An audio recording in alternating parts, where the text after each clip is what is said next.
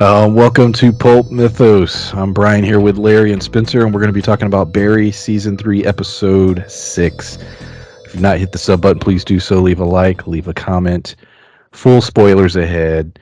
We knew, and we talked about it last week, that, these last three episodes were going to be directed by Bill Hader. And, figured that he was going to try and do some special stuff, and he did.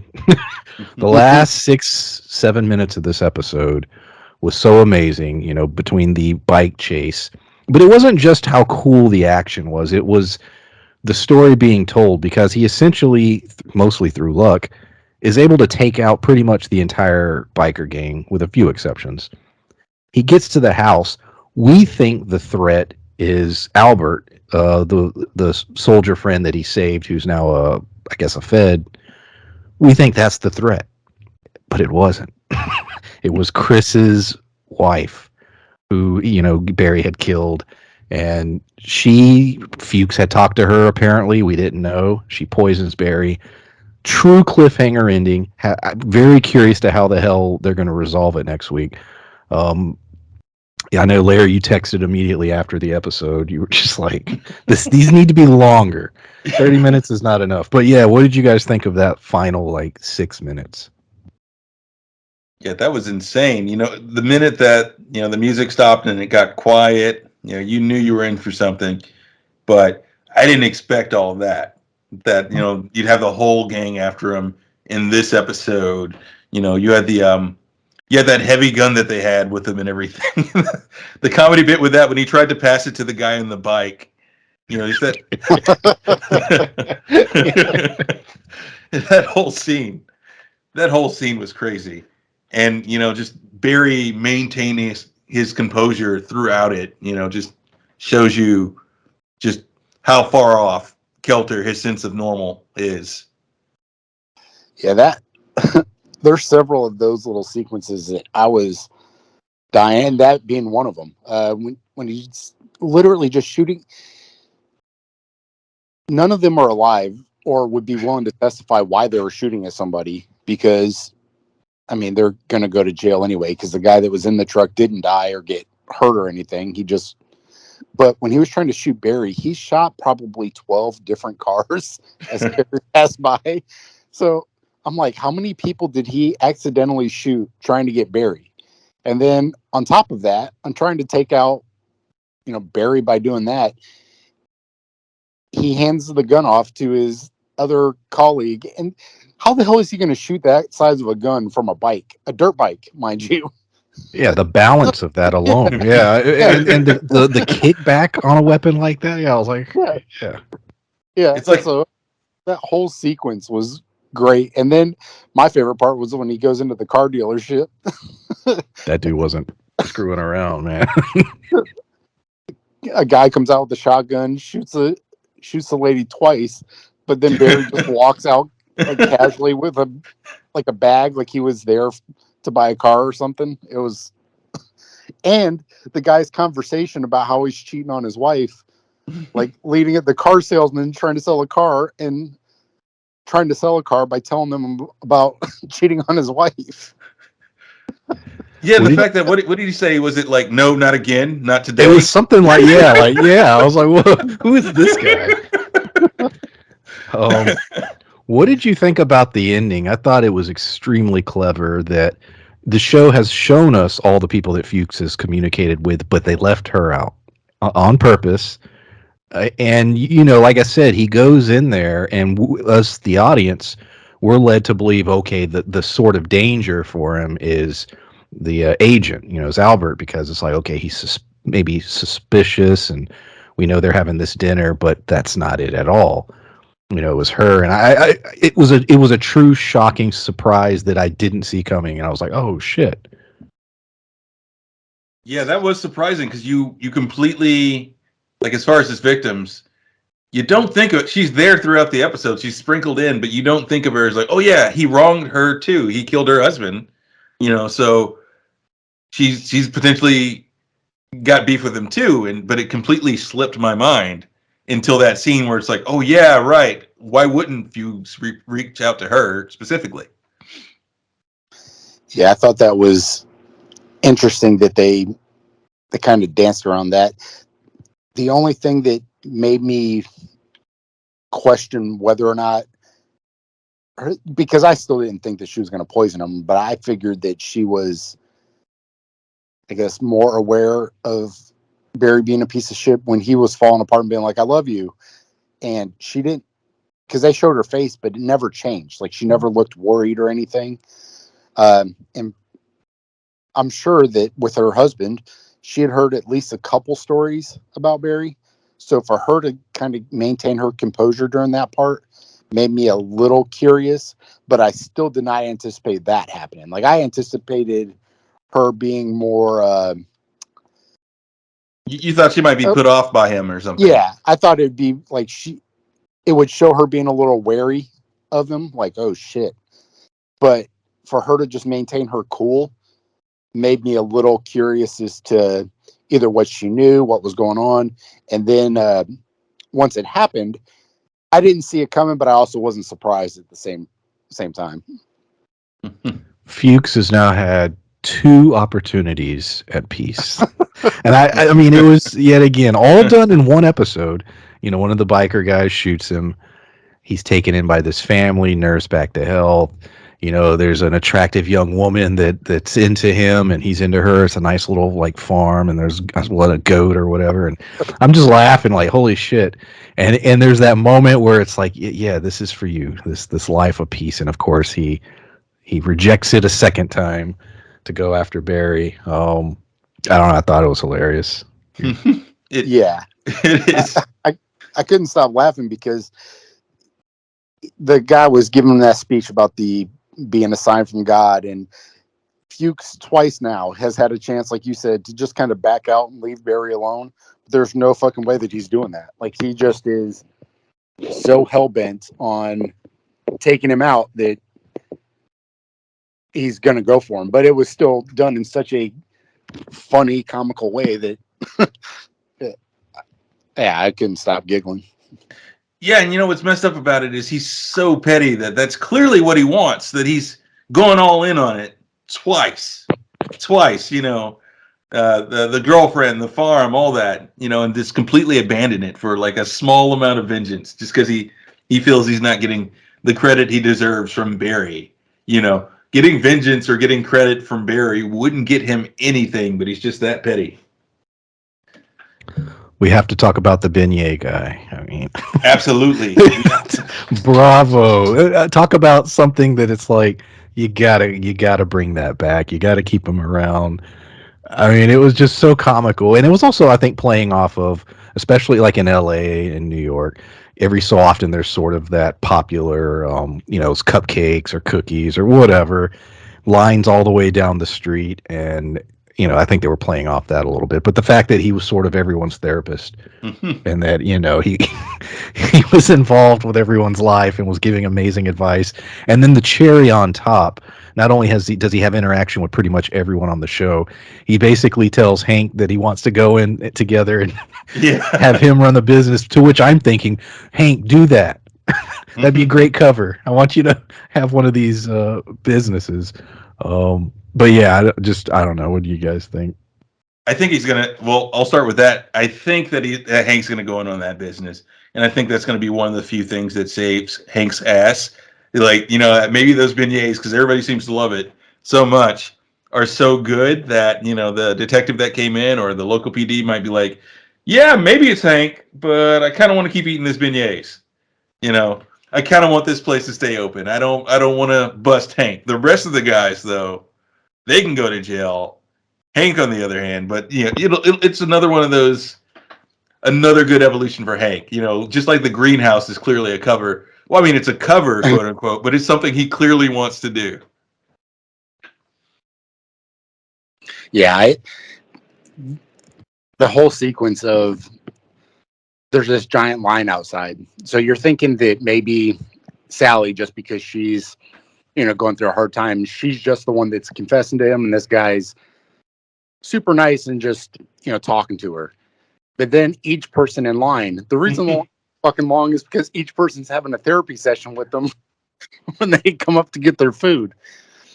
And even Barry, talks to him for a few minutes, and clearly, like, these people come back multiple times because each person was like, yeah, I talked to my daughter. He's like, so did you go and talk to her like I told you to last time? It's this guy not only is a great, like, little sub character. To me, the memory on somebody to literally have a line of people that wraps around the block and remember what he told these people is insane. It's very impressive. Yeah, it's crazy. Yeah, he's a character that they obviously made to look kind of dopey and vacant, and yet he remembers all that, and he's giving genuinely good advice that most of our main cast isn't listening to. He seems to always be right. But yeah, that's a great character, and honestly, I want some beignets by Mitch merchandise. I want them to put that out there. Yeah, I could see that at Comic-Con or something. Them doing that. That led to, or one of his sessions led to Sally, which I am so excited. So she ends up going to this meeting, and the meeting was hilarious. But basically, it's leading to her becoming a writer for that Medusa show. And the thing I'm so excited about is this show has done such a great job of analyzing all the different aspects of Hollywood. Now we're going to get to see a writer's room and how this show deals with writers' rooms.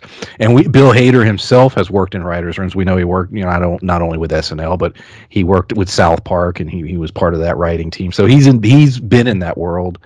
And so to see, I'm excited for the comedy we're going to get out of that, and just to see how, she's going to be involved with this show about, what was it, a bunch of girls, Medusa. There was multiple Medusas, and they were just turning guys into stone, but it was like set in modern. Yeah, it's like called Medusas or something. Basically, Sex in the City with Medusas. Yes. But yeah, what did you guys think of sort of the setup to all that and where it's leading? Oh, and I forgot. Also, Barry's text, where he does the talk to text, and she's reading it, and she's just like, "Holy shit!" Now, she's like, "Yeah, I dodged a bullet there, literally," and yeah, that was great too. Like, yeah, we're just, that was great, and we're just finally getting to a point where Barry's taking Hank's advice, but poorly, because he doesn't understand the proper thing to say to a normal person. So he keeps bringing up all this stuff from the fact that he's an assassin, and fairly cold, and doesn't view human life the same way. He doesn't know how to talk to another human being, and that's showing through these scenes with Sally. Though clearly they're going to connect again in some way, whether they like it or not. I feel like the end of the season is going to lead us there. Even though the Sally B-Pot plot is fairly interesting, I don't think it will solely focus on her without any of the other characters.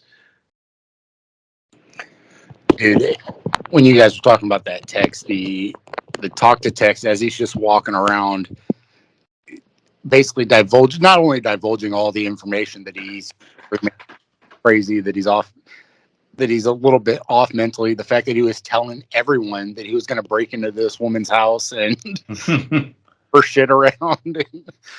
But by the end of it, when she's reading it, there's people, because when he's talking to text, other people's conversations around him are coming in. So just that entire sequence, it's real to life, because I've walked through, Walmart, Target, like all these places, and heard people talking, and they're looking right at me, and I'm like, are they fucking talking to me?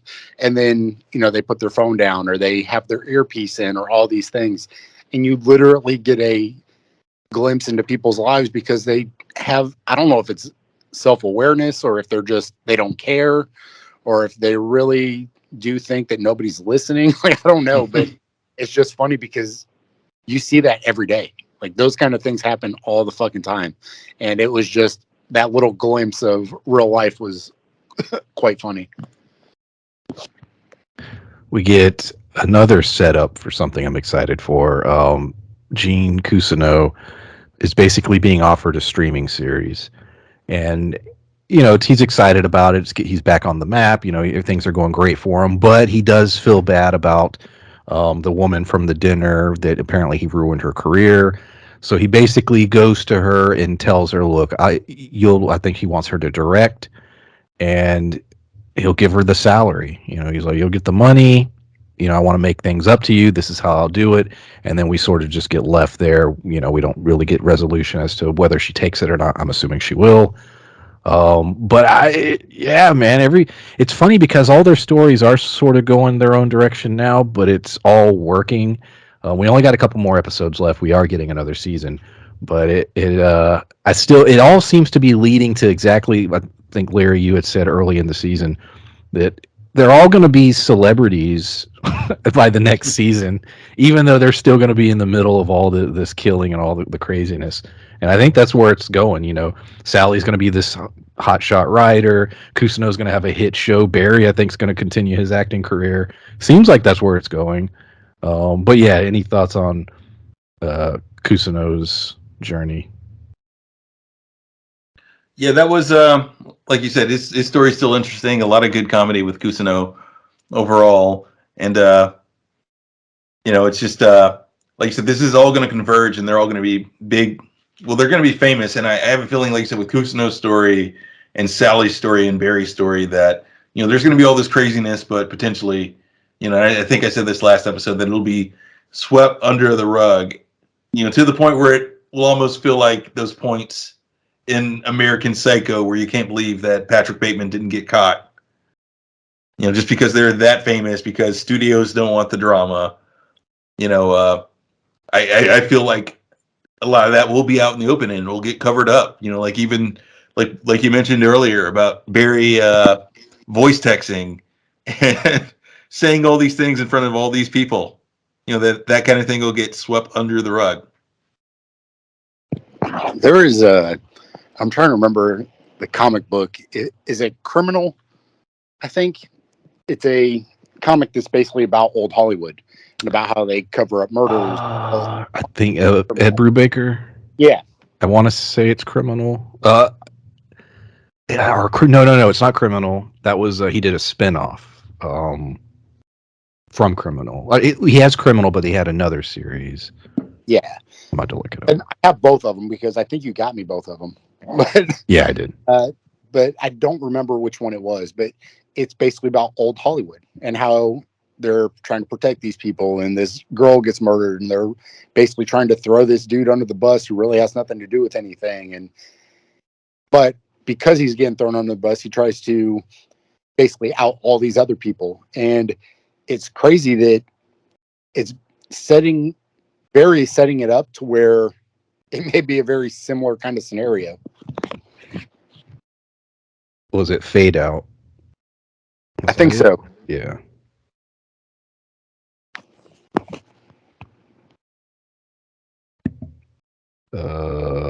Checking. Yep, Fade Out. Epic graphic novel of Hollywood in the early days. But yeah.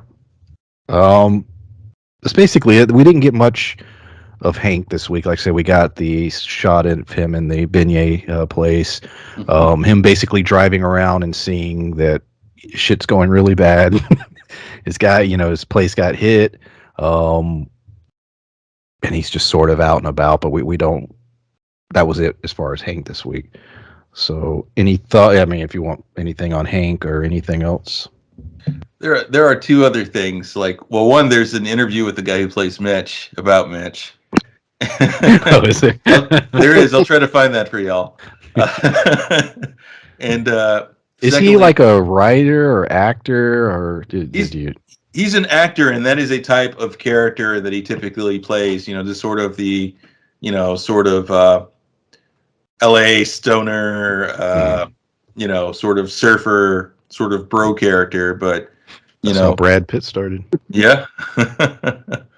That's his type. That's a character type that he plays. But yeah, they did a pretty extensive interview with him. I'll send that to both of you later on. And secondly, there is an introduction of one character that I feel like is going to be pretty major and probably pretty significant to the finale of this show. The police officer that Kusino was dating. Oh yeah. Yeah, her father, right? The dad. You're right. and I'm curious what his skill set is, and I feel like we're in for something pretty elaborate, or that he's into some pretty intense stuff. All I know is that every time we saw him, he was like he was in a workshop with some tools. So, I don't know if he's gonna torture Barry or if he's like, or if he has a different skill set, but I feel like he's gonna be a significant character. Well, yeah, because why would they include him and include him in that capacity? Like, what is exactly does all of that mean? There hasn't been a lot of, and that's one of the reasons I love this show is that nothing that they show has not paid off. Like there's always been a reason for something. They're not just adding useless shit just to add useless shit. It's very, especially this episode. You bringing that up, Larry. And like I said, there's only a couple left this season, and it's very Tarantino in that it's like there's no way for this to go well. You know what I mean? Like everything is coming at Barry. First of all, he was poisoned at the end, so I seriously doubt they're going to kill him off. But you're right. They keep throwing more and more stuff at him, and it's to the point. Not only how does he get out of these scenarios without getting arrested? Is he able to convince them that he didn't do it, or are they all going to have to die, or where does it go? And with Kusino, we were very curious about that going into this season, and the way he did it was basically threatened him and then just paid him off, and and then they had a heart to heart, and then Kusino just said fuck it. But that's sort of how that all played out. But yeah, how are these other people? I don't see them dropping their grudge. Well, with the person who just poisoned him, I think I know how that's going to play out. I think her poisoning him was a knee-jerk reaction because I think she actually did schedule the dinner for that day. And I think right before she poisoned him, she met with Fuchs like earlier that day. So the investigator from Barry's old unit is still going to show up at that house. He's going to figure out that Barry's been poisoned. He's going to save Barry. They're going to be even because, Barry saved his life.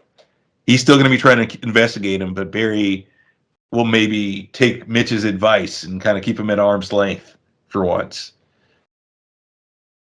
Or at least that's how I think it's going to go. That's a good theory. Yeah. Yeah, it makes sense, and it would play out to where Barry still goes forward, but it also adds, I don't remember the FBI, CIA guys. Albert. There you go. I had to look it up. Yeah, but it was. I wrote. Yeah. But that's a good way to add him into the fold. Like right now, he's just helping kind of search for Barry, but to have him actually play a role as far as why he's searching for him. Is he really going to help him? Those things would all kind of be at least explained if he shows up at the dinner. Yeah, and in a neat little twist, and I may have thrown in a way that this happens, every episode, but seems likely, especially with the card at the table and all. This is another way for him or the police department to believe that it's the Raven, because he's going to see that Goulet card. I still 100% think that it'll all point to Fuchs at the end. I see him going to prison. Yeah. And taking the rap for everything. That would be, to me, that would be the best ending for his character, because then you could still bring him back later. Yeah. He either gets in touch with some people in prison, or somebody else who got put away for something. There's so many ways to include him later by doing it this way, but then taking him kind of out of the equation for a little while. Only like one or two of those bikers survived, but most of them, it appears they're dead. And they saw Fuchs, and I could just see them being like them in jail or whatever, and the cops are interrogating everyone. They're like, that guy, I shot him, he should be dead. And they're like, how did he survive? And he's like, well, he's a master assassin. It's like they'll check him and see the bullet wound. They're like, how the hell did he survive that? He becomes like a jail, so he actually becomes the Raven after the fact. Great. Yeah, now Albert feels like a fool, and he's like, damn it was him. He is the Raven. Raven. And he's after Barry. Yeah, I hope. Yeah, that'll be great.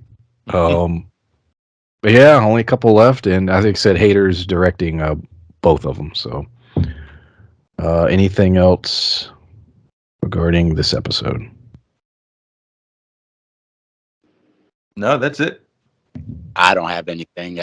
I'm just looking forward to the rest of the season. And like we talked about with Hader directing and being more involved, this is his, brainchild, and this character, when he's behind the helm, it all the episodes are great. But for whatever reason, we talked about this before, his previous season, some of my favorite episodes are the ones he did. And to me, it's almost like he knows this character so well that when he's directing, it just feels more personal with as far as Barry as the character, but it's also super funny. And we've talked about dark comedy and everything else. It's the way it's done when he directs. To me, it's like a step above all the other episodes.